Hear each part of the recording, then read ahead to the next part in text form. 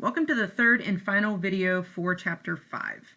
So we had just finished talking about Gestalt principles as well as monocular and binocular cues, all of which are processes that we use to visually perceive things. And so here we're just continuing by starting to talk about perceptual constancy. So essentially, we perceive objects as stable and unchanging even if the sensory information that we are getting is shifting. And so what this means is that as we're looking around our world and smelling and hearing things, even if things are different in terms of the sensory pattern, our brain knows to perceive them as constant. And so perceptual constancy mostly will apply to vision. So that's what we're going to focus on here. And so the textbook gives you a few examples or a few different ways the constancies can come into play perceptually. So, for example, size.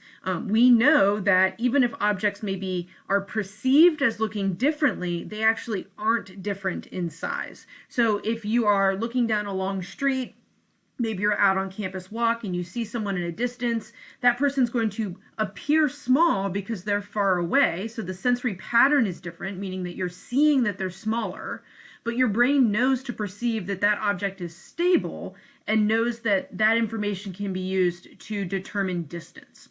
So your brain will say, whoo, that person looks really small. That must mean they're really far away, not that they're a really small person. Similar thing with shape. Picture holding a Frisbee. That Frisbee is going to look really different if you're looking at it from like the edge angle versus straight on. But your brain knows that even though the sensory pattern is different, that object has stayed the same and knows that it's just the angle at which you're looking at it. Same thing with location, brightness, color. Essentially, even if it's a really dark day outside, if there's snow on the ground, you still know that, okay, the snow looks like it's not as bright white, but you know it is bright white because it's snow. Your brain will perceive it that way. So the constancy here is the idea that your brain knows how to perceive the information, even if the sensory information coming in looks different. And so ultimately, everything we've talked about in this chapter so far has to do with visual perception. Essentially, we take in sensory information through our vision and our brain perceives it a certain way. And there are ways we can play tricks on our brain, which actually is what we're doing with visual illusions. So this line over here on the left appears shorter than this line over here on the right. These two lines are in fact exactly the same length. The reason they are perceived as different is because of the angle of these other lines. And so the fact that these are angled out, your brain perceives that as further away. So for example, your brain's basically filling in these other cues. So it's like, how you looked at this picture here, this edge of this wall, this corner here looks much closer than the angled wall that's further away. And so this is how artists use visual illusions and visual cues to try to create depth. Same thing over here. When you first glance at this, it looks like this kitty over here on the right is much larger than the other two kitties. And it's because these diagonal lines are perceived as this cat is further away, but it still looks to be the same size. But because it's further, it must mean that the cat is larger. Same thing here, that these lines are actually all parallel. This one still gets me when I look at it, even though I put it in here. I know that these lines here are parallel, but because these other lines are at different angles, it makes it look like the lines are not, in fact, perfectly parallel.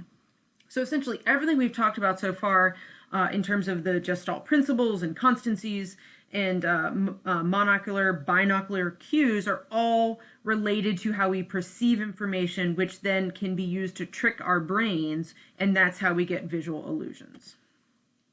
So as I said early in the lecture, I was not going to get into all the little details of the different aspects of sensation or how the sensory process happens. I'm mostly focusing on the perception part. So make sure that you look at the components of the ear and how we receive sensory information through the auditory process. But let's focus here more on the perception part. Specifically, loudness and direction can give us a lot of information about where a sound is coming from. If a sound is very quiet, it helps us estimate how far away it is, and it's going to be perceived as further. If something's very loud, it's going to be perceived as much closer. For example, last night I was sitting in my house and I heard some really loud bass. And obviously someone was listening to music. I thought someone had arrived at my house. It sounded so close. I was like, wow, somebody's like in our driveway. And I went and I looked, and in fact, there was no one there. It was a car further down the street. And so in that situation, the sensory information I perceived had led me astray a little bit, but that is one of the components we use to try to determine how close something is, so how loud it is. A kind of similar example is the other night, I was backpacking and I was sleeping in a tent, and I woke up and I heard this kind of rustling noise, and it sounded so loud that I thought it was an animal right outside my tent. And then I kind of paused and listened and thought, well, it's really quiet out here, so it's gonna sound loud. It's probably not as close as I think. And in fact, it was my brother-in-law rolling over in his tent a little bit further away. Okay, so we are sometimes wrong in how we perceive things, but that is one of the pieces of information we would use to estimate distance. In terms of direction, what we're going to do is we're going to use our two ears.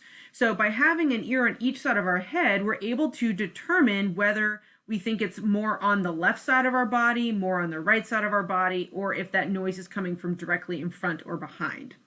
So if it sounds like the sound is louder and we're getting more sensory information from our left ear, then we know that it's probably going to be in our left auditory field. And so we would turn our head and orient and look, and then we would be able to get more information to probably be even more precise.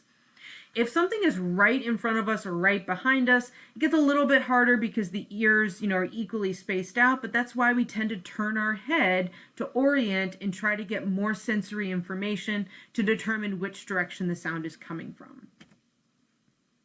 As I mentioned early in the chapter, we always focus on the kind of quote unquote five senses. In actuality, there's a ton of senses, including things like pressure on our skin, pain, things like that. So I'm just going to really quickly talk about taste because I think that there's some really cool research coming out about that.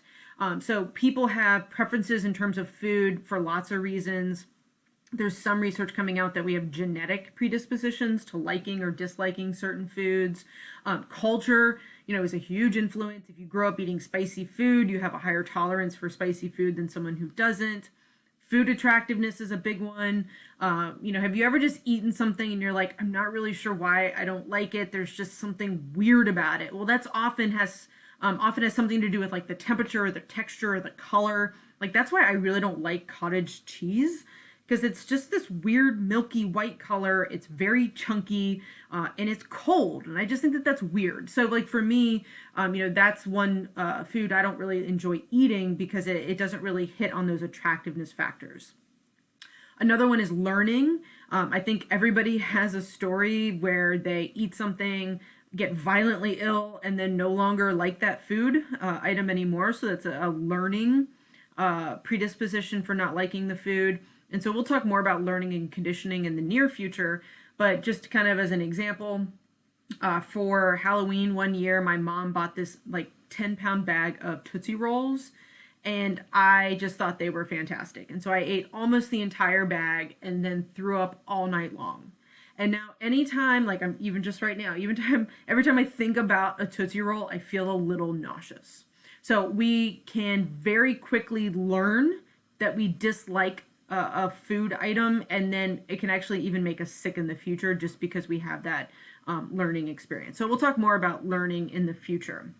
But I wanted to bring in odor because I just think that this is kind of a cool way of bringing in multiple aspects of sensation and perception, so multiple senses. So I don't know about you, but I love watching cooking shows because I love food. So I was watching an old season of Top Chef a couple weeks ago, and they did that like blind taste test, if you've ever seen it. So they blindfold the contestants and make them taste these like really weird ingredients and make them guess what the ingredient is. And the very first thing every contestant does when they pick it up is they smell it.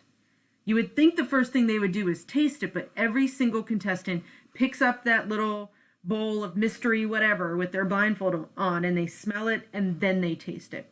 The reason is odor is a major component of taste.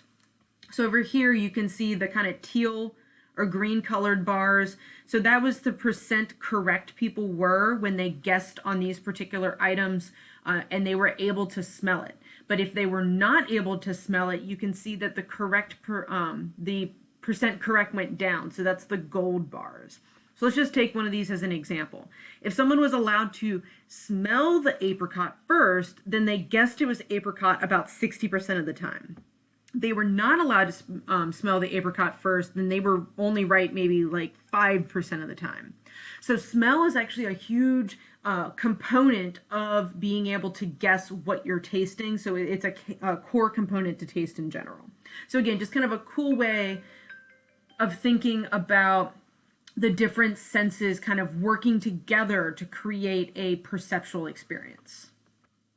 Okay, so again, that brings us to the end of what I wanted to focus on for chapter 5. There are a lot of really cool things in your textbook in terms of how the different senses work. Make sure you take a look at those. Let me know if you have questions. Here I mostly focused on the perceptual end of the process, which I just think is really cool and helps explain a lot of things like visual illusions, for example. So let me know if you have questions, and have a good rest of your week.